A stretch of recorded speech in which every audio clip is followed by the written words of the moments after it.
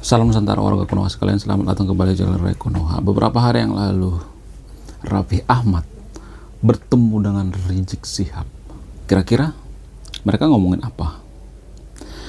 Nah, sebelum saya bahas apa yang diomongin oleh Raffi Ahmad dengan Rizik Syihab, saya buka data, buka sumber referensi. Ternyata menurut data menurut penelitian dari anggota Pusat Pengkajian Islam dan Masyarakat atau PPIM Habib Rizik masuk dalam kategori ulama paling radikal di Konoha. Jadi ini bukan opini saya pribadi ini berdasarkan penelitian daripada PPIM. Jadi kalau mau marah jangan marah ke saya, marahlah sama yang bikin datanya. Sebenarnya kalau boleh jujur saya tidak melihat Rizik Syihab ini radikal saya tidak melihat seperti itu.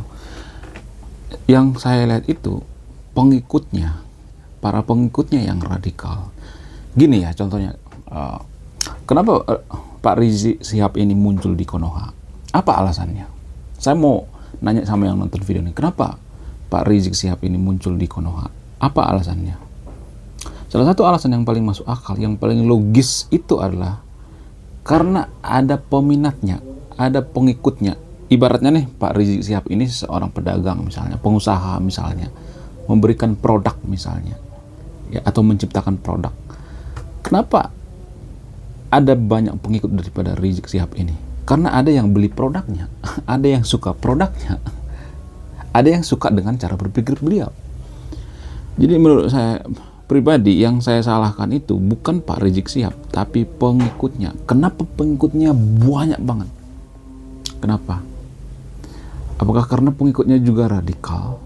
Kemungkinan besarnya di Konoha itu banyak orang yang radikal. Bukan kemungkinan besar, berdasarkan data berdasarkan data dari BNPT. Cek datanya.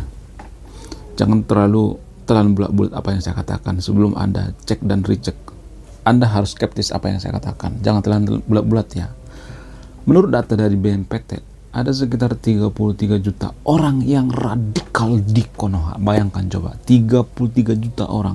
33 juta orang ini kalau disatukan dalam satu pulau, maka satu pulau penuh, Pulau Bali penuh penduduk.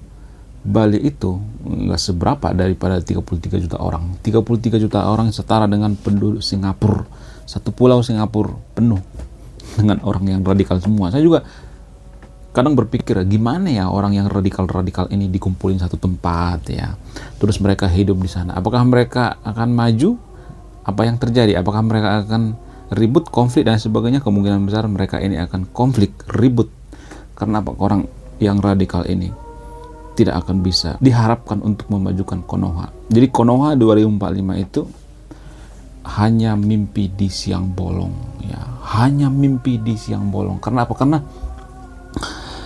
bagaimana mungkin kita bisa menjadi negara maju atau emas 2045, Konoha emas 2045 kalau SDM-nya banyak yang radikal?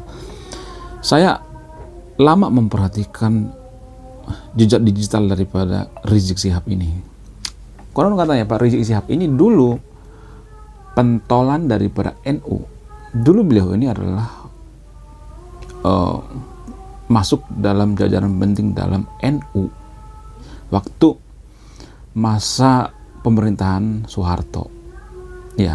Entah kenapa beliau ini keluar dari NU, membentuk sebuah organisasi baru bernama FPI. Nah, semenjak saat itu beliau ini sangat-sangat terkenal Saya juga tidak menyalahkan ormas FPI. Saya nggak menyalahkan. Yang saya salahkan itu pengikutnya. Kenapa ada banyak pengikutnya? Berarti mungkin saja di Konoha itu ada banyak orang yang radikal. Bukan mungkin saja Sekali lagi saya katakan, 33 juta orang yang radikal di Konoha. Sehingga orang-orang seperti ini sangat diperlukan. Jadi orang-orang seperti ini adalah konsekuensi sebenarnya. Nangkap nggak kira-kira bedanya? Ibarat pedagang atau penjual beliau ini misalnya menjual produk bernama radikal misalnya. Kenapa produk radikal ini dibeli oleh masyarakat? Karena apa? Karena ada peminatnya, karena ada produknya Maksudnya karena ada yang pengen ya pemimpin seperti Rizik Syihab ini yang radikalisme.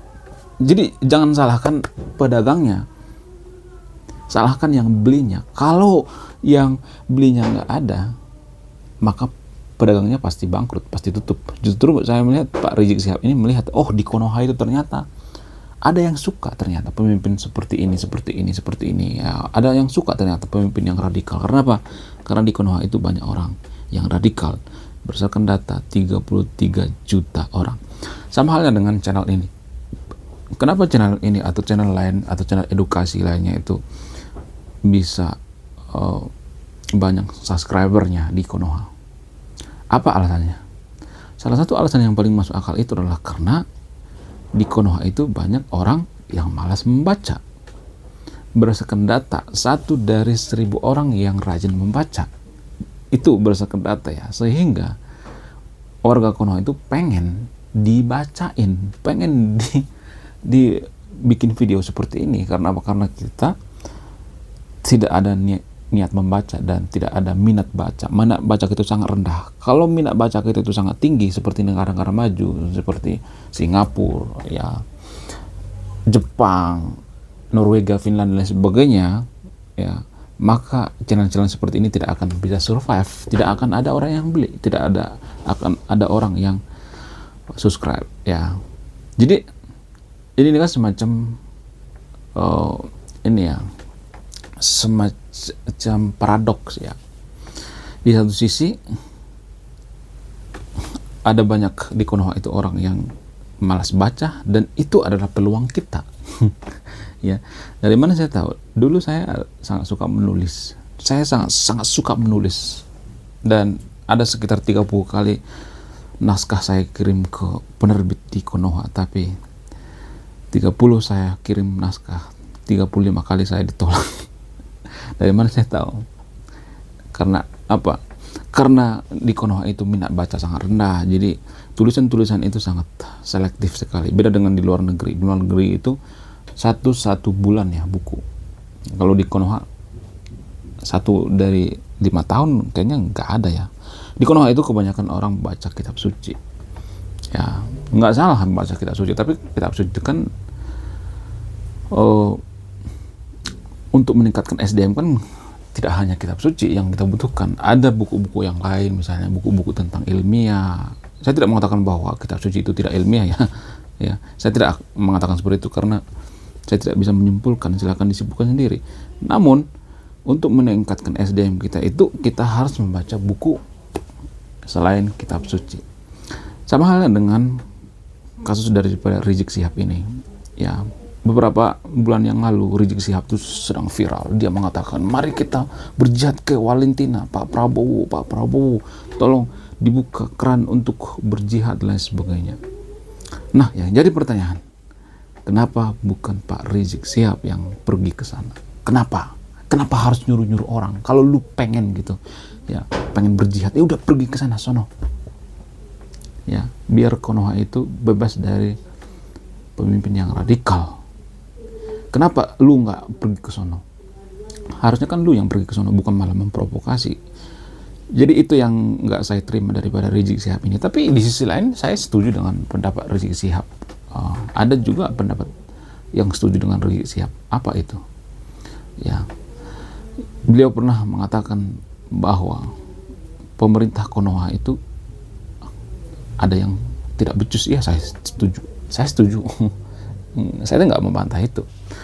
Yang saya bantah itu adalah kenapa beliau ini malah memprovokasi umat untuk berjihad ke negara lain. Sementara ya negara kita juga butuh berjihad. Berjihad itu tidak hanya berjihad nyawa, tapi apa?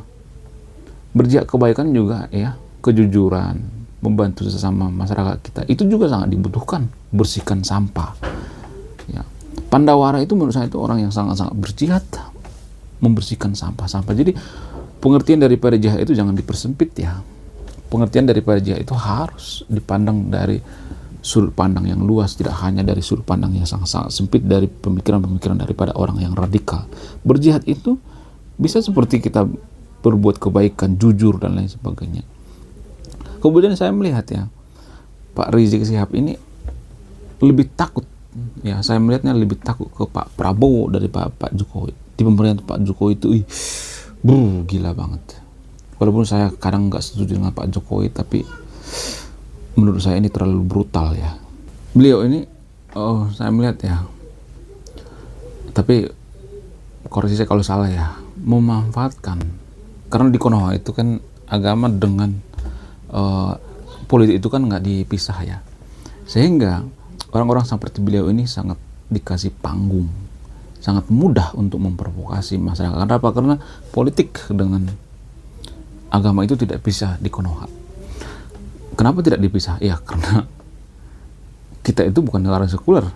Kalau kita negara sekuler harus memisahkan antara agama dengan politik. Jadi menurut saya ini problematik ya.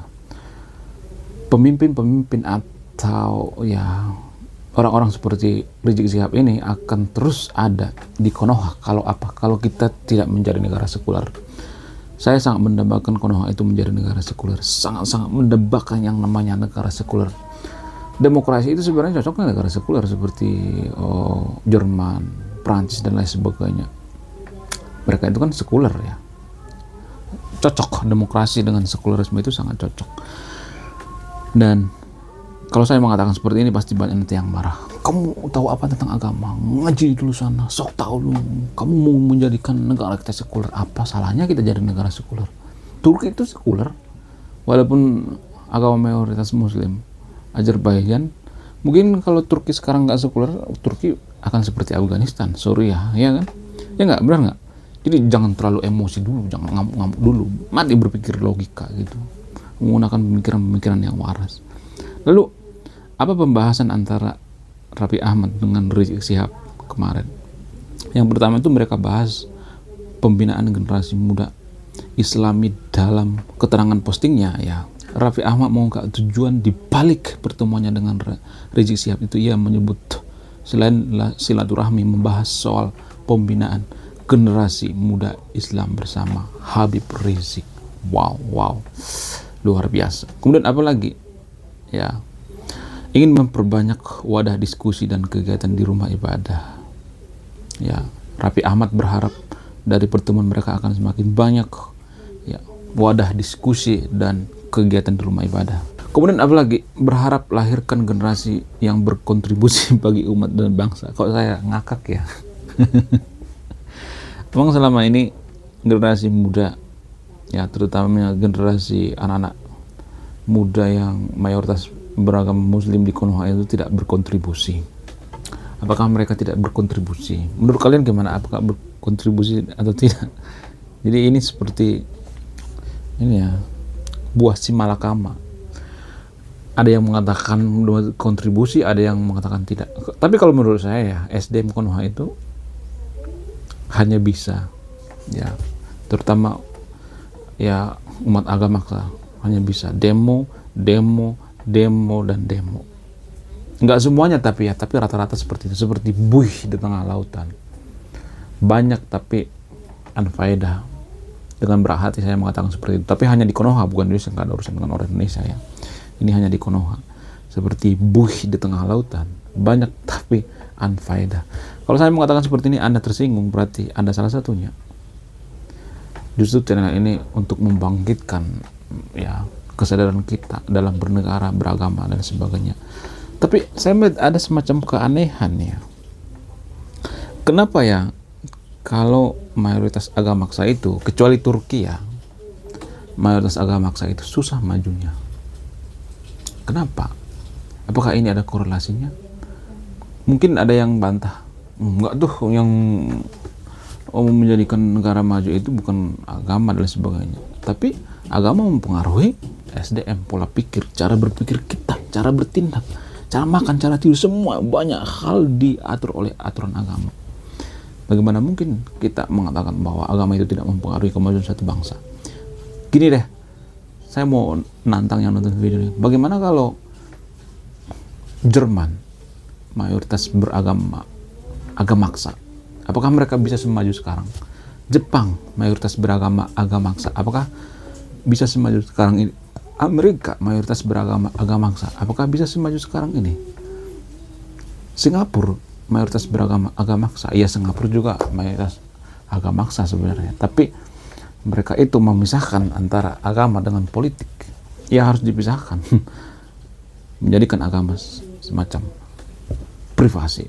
Menurut kalian apa yang paling cocok dibicarakan oleh Mr. Raffi Ahmad dengan Pak Rizik Syihab? Kalau menurut saya sih lebih baik mereka membicarakan kapan Mr. Unyil pergi ke Valentina untuk berjihad seperti yang dia gembor-gemborkan. Mari kita berjihad ke Valentina dan sebagainya. Saya sangat mendukung.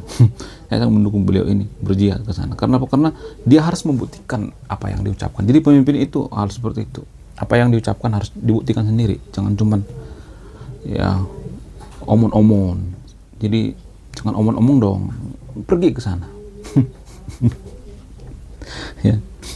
Pergi. Saya bersyukur dengan warga Konoha sekarang ini ya, yang sudah mengetahui kedoknya para habaib-habaib yang ada di Konoha. Oknum tapi ya, oknumnya banyak tapi ya sebenarnya kalau boleh jujur ya, kenapa Habib Riza ini dipertanyakan nasabnya gitu, disuruh tes DNA dan sebagainya? Menurut saya itu karena tidak sesuai ekspektasi ya, kelakuannya, makanya ditekan. Ini semacam tekanan ya pada Rizik Syihab. Jadi saya tidak menyalahkan Rizik Syihab karena beliau dikatakan menurut data pemuka agama yang sangat radikal. Saya menyalahkan pengikutnya. Kenapa banyak pengikutnya? Kenapa banyak pembelinya? Ibarat pengusaha, ibarat pedagang. Kenapa banyak pedagang pembelinya? Kalau nggak ada pembeli pasti sepi kan? Ya, gitu analogi sederhananya. Oke, terima kasih sudah menyimak dan memahami video ini. Saya Rekonoha. Saya akan kabur dulu. Salam toleransi.